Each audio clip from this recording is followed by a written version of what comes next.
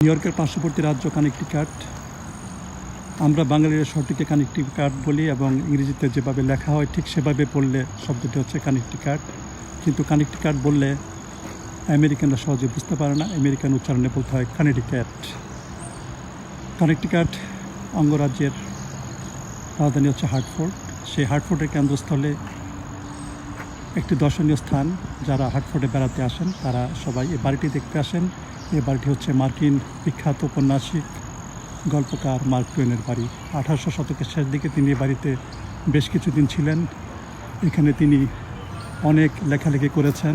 সে বাড়িটি এখনও সেরকম সেই পরিবেশে রেখে দেওয়া হয়েছে। চারদিকে সবুজের সমারোহ, নিরিবিলি পরিবেশ, লেখার জন্য আদর্শ জায়গা। এখানে বসে তিনি লিখতেন। এই বাড়িটি বেশ একটু উঁচুতে অবস্থিত।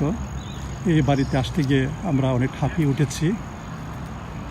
বাড়িটিতে আমরা যখন এসেছি তখন ভেতরে ঢোকার সুযোগ আর ছিল না। প্রদর্শনীর জন্য যে সময়টা নির্ধারণ করা ছিল সেই সময়টি শেষ হয়ে যাওয়াতে আমরা বাড়িটির ভিতরে ঢুকতে পারিনি।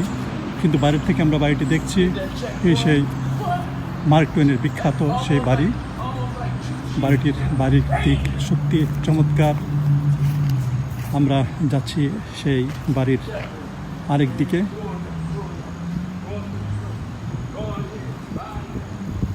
মার্ক টুয়েনের বিখ্যাত গল্প টম সয়ার, হাকেলবেরি ফিন আমরা অনেকে পড়েছি। কিশোর উপন্যাস হিসেবে বেশ জনপ্রিয়।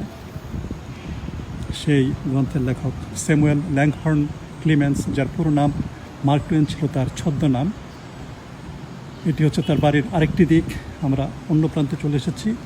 বাড়িটি আমি বলেছিলাম যে অনেকটা উপরে অবস্থিত। এখন দেখাচ্ছি কতটা উপরে।